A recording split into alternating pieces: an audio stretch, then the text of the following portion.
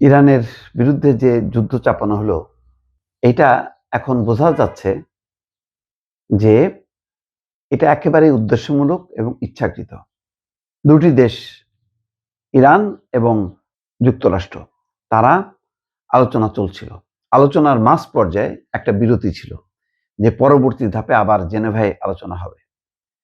কিন্তু হঠাৎ করেই ২৮শে ফেব্রুয়ারি যুদ্ধ চাপানো হলো। ভয়ঙ্কর এক যুদ্ধের মধ্য দিয়ে শুরু করলো, আকস্মিক, যেটার জন্য ইরান কোনোভাবেই প্রস্তুত ছিল না। তাহলে এটা তো একটা কাপুরুষোচিত হামলা। এই আলোচনা দুই পক্ষের মধ্যে ইরান এবং যুক্তরাষ্ট্র, অর্থাৎ ইরান যাতে পারমাণবিক কর্মসূচি বিস্তৃত না করতে পারে সেটা নিয়ন্ত্রণে রাখার ব্যাপারেই আলোচনা চলছিল। তিনি যুক্তরাজ্যের ব্রিটিশ নিরাপত্তা উপদেষ্টা বলছেন যে হামলার আগে যুক্তরাষ্ট্র এবং ইরানের মধ্যে সমঝোতা হাতের নাগালে ছিল। দেখছেন অবস্থা? যুক্তরাজ্যের নিরাপত্তা উপদেষ্টাকে মিথ্যা কথা বলছে, যে এই যুক্তরাজ্য আমেরিকার ১ নম্বর মিত্র দেশ, সেই এই কথা বলছে। যুক্তরাষ্ট্র এবং ইরানের মধ্যে চূড়ান্ত আলোচনায় অংশ নিয়েছিলেন যুক্তরাজ্যের জাতীয় নিরাপত্তা উপদেষ্টা জনাথন পাওয়েল।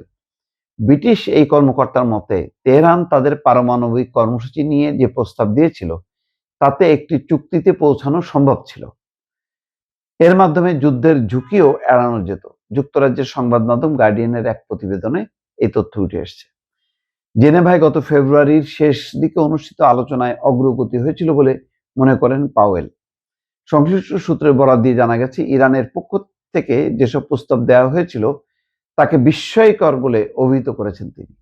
এই প্রস্তাব অনুযায়ী ভবিষ্যতে ইরানের একটি বেসামরিক পারমাণবিক কর্মসূচিতে অংশ নেয়ার সুযোগ পেত যুক্তরাষ্ট্র। অর্থাৎ যুক্তরাষ্ট্রকে নিয়েই পারমাণবিক কর্মসূচি, যে কর্মসূচি তাদের জনগণের ভাগ্য পরিবর্তন, যেমন বিদ্যুৎ উৎপাদন সহ নানান বিষয় যেগুলো উন্নত দেশগুলো করে, সেগুলি যুক্তরাষ্ট্রকে নিয়েই করার কথা ছিল। আলোচনা শেষ হওয়ার দুদিন পর ভিয়েনায় কারিগরি পর্যায়ের পরবর্তী আলোচনার তারিখ ভিয়েনায় হওয়ার কথা ছিল। আলোচনা শেষ হওয়ার দুদিন পর এবং ভিয়েনায় কারিগরি পর্যায়ের পরবর্তী আলোচনার তারিখ নির্ধারিত হওয়ার পরপরই ইরানে এই হামলা চালায় যুক্তরাষ্ট্র এবং ইসরায়েল।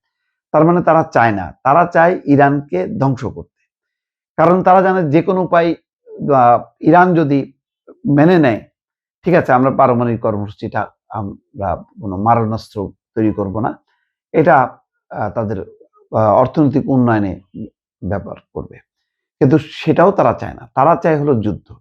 যুদ্ধের মধ্য দিয়ে ইরানকে তারা বিশ্বাস করে না। ইরানকে নিঃশেষ করতে পারলেই ইরান একটা নতজানু রাষ্ট্র হবে, ওই সৌদি আরব, আমিরাতের মতন, তাতে কর্তৃত্ব করতে পারবে। এখন ইরানকে বশে আনতে পারছিল না। তার মানে আলোচনার যে পয়েন্টগুলো সেগুলির মীমাংসাটা বড় কথা না, ইরানকে ধ্বংস করাটাই হচ্ছে বড় কথা।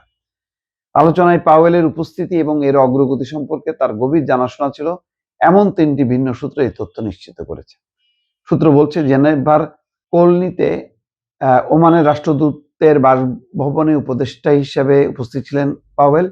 আলোচনায় যুক্তরাষ্ট্রের প্রতিনিধি হিসেবে ডোনাল্ড ট্রাম্পের জামাতা জ্যারেড কুশনার এবং ট্রাম্পের বিশেষ দূত স্টিভ উইটকফের অভিজ্ঞতা নিয়ে ব্যাপক উদ্বেগ ছিল। পাওয়েলের উপস্থিতি মূলত সেটি ফুটিয়ে তোলে। জেনেভা আলোচনায় কারিগরি সহায়তার জন্য আন্তর্জাতিক পরমাণু শক্তি সংস্থা মহাপরিচালক রাফায়েল গ্রোসিকে আমন্ত্রণ জানিয়েছিলেন কুশনার এবং উইটকফ। যদিও কুশনার পরে দাবি করেন এই আলোচনার গুরুত্বপূর্ণ বিষয়গুলো নিয়ে তার এবং উইটকফের বেশ গভীর জানাশোনা রয়েছে। পরমাণু বিশেষজ্ঞরা পরে বলেন, ইরানের পারমাণবিক কর্মসূচি নিয়ে উইটকফের দেওয়া বক্তব্যগুলো অসংখ্য মৌলিক ভুল ছিল।